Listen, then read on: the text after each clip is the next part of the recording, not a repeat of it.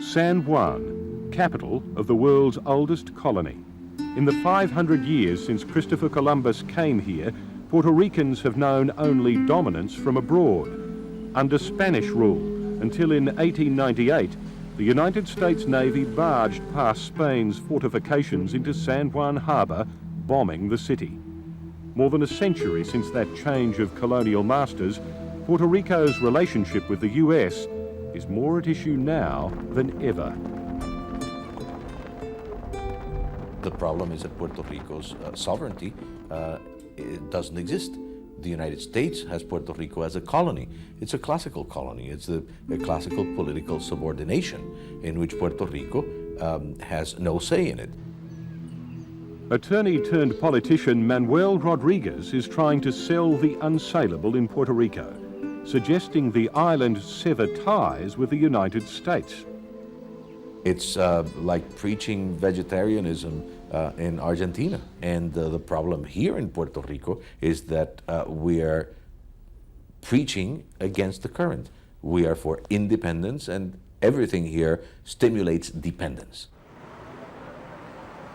The status issue has polarized opinion in Puerto Rico. Many want to go to the other extreme and become America's 51st state. More, about 50%, want to remain a US territory.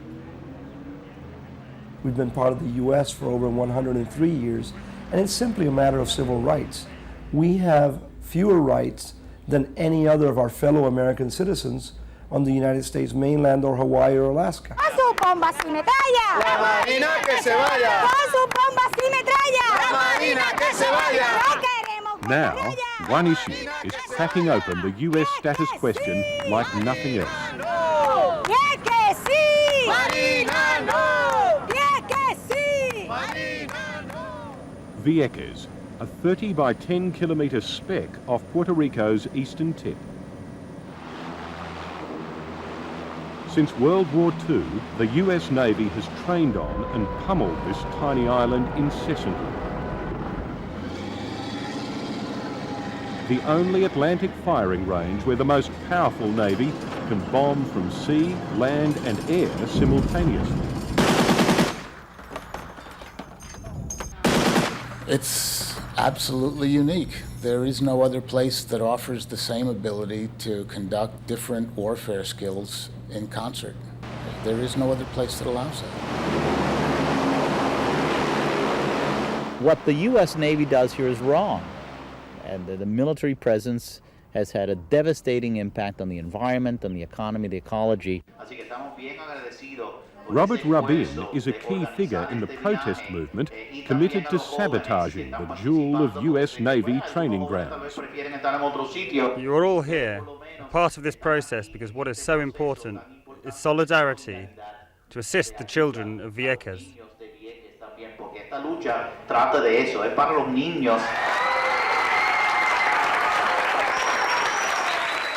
The movement surfaced among the island's 9,000 residents in the late 70s, but took off in the late 90s after a misdirected Navy bomb killed a civilian, David Sunez. War is bad enough, but to practice for war on your own people in an inhabited island is wrong. And you don't have to stand for it. I mean, it should not be the cost of affiliating with America that you have to have your children die. Now, the anti-Navy forces have staked out the entrance to the bombing range and armed themselves with an array of disturbing health findings, suggesting Vieques suffers higher cancer rates, infant mortality, and heavy metals in the environment. The Navy has used napalm on Vieques. We believe they've experimented here for many, many years with depleted uranium and probably with things that we'll never know about. We have no data that would support the claims regarding any of the health issues that have been discussed regarding Vieques and training on Vieques. On the other hand, on Capitol Hill in Washington, the House Armed Services Committee doesn't appreciate disruption to its Navy's training schedule, based on health Taylor, claims many members consider spurious. On these things, and we've checked out every darn one of these, and we can't find one scientific thing that backs up the health issue.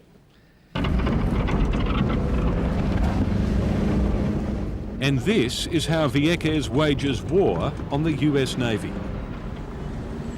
This convoy is on one of the now frequent sabotage missions, smuggling activists into the bombing range. It's a strategy that's been used over many months now to get people into the Navy's restricted zone, to be arrested relatively quickly, to bring attention to the issue, to dramatize the problem of the Navy presence. So I want you three behind me, and I want the press behind them until we get up to the fence.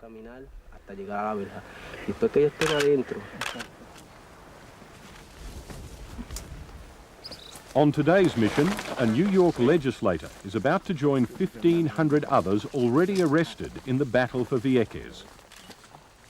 Nobody wants to go to jail, but I'm resigned to the fact that that's what I have to do in order for the Navy to hopefully one day, not in the near future, one day leave. And I think this pressure is working.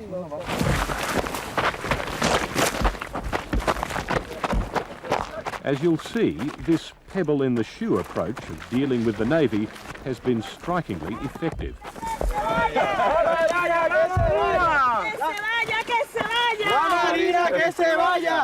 Vieques sí, Marina no. Vieques sí, Marina no. Vieques sí, Marina no. Vieques sí, Marina no. Every time one or more make it through, they force the Navy to stop the bombing and clear the range. Esto es de nosotros ahora. Esto es de nosotros ahora. Esto nos pertenece a nosotros.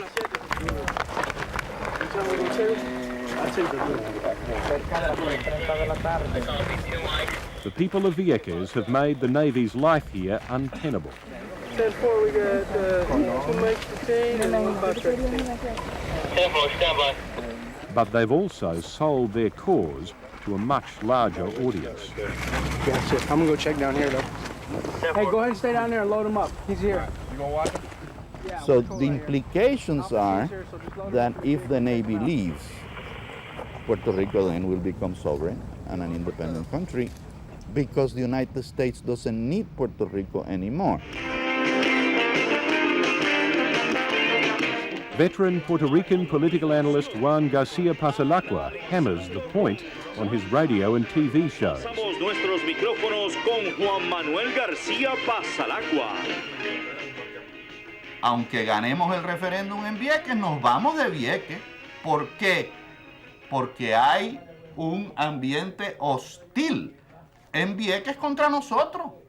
Cuando se sienten acorralados, dicen me voy en el 2003. Even would-be hitmakers have latched onto the surge in pro-Vieques sentiment. Dale, sí, Marina, no. Vieques, sí, Marina, no. Vieques, sí, Marina, no. This is a historic, tremendous, earth-shaking development for the people of Puerto Rico. Psychologically difficult for the people of Puerto Rico? Psychologically difficult for half of the people of Puerto Rico, gratifying for the other half, which is the amazing thing here. I mean, we're split down the middle. They call it the barrio, or ghetto. Almost two-thirds of Puerto Rico's near 4 million people live below the poverty line. Many in federal housing projects like this one.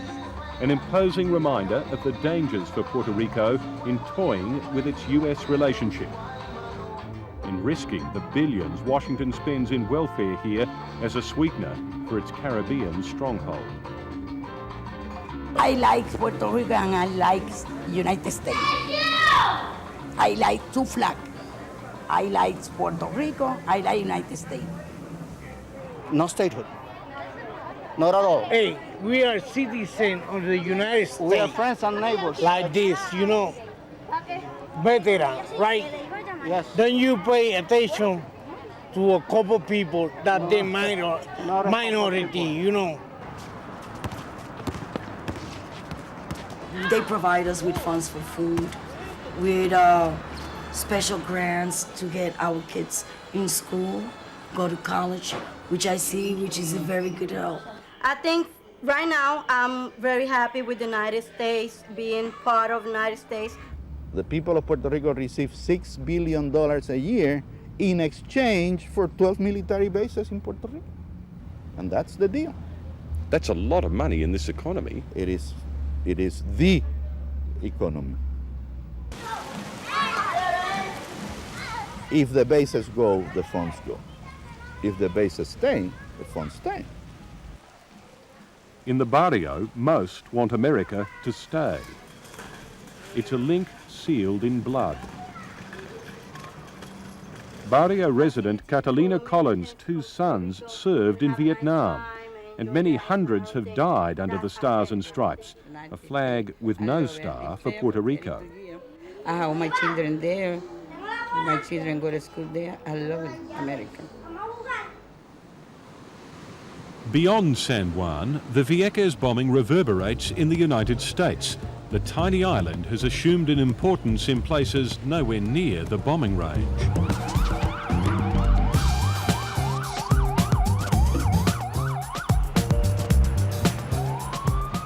New York.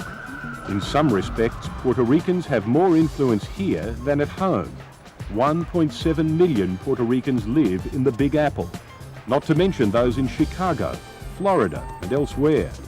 There are as many living in the continental US as in Puerto Rico.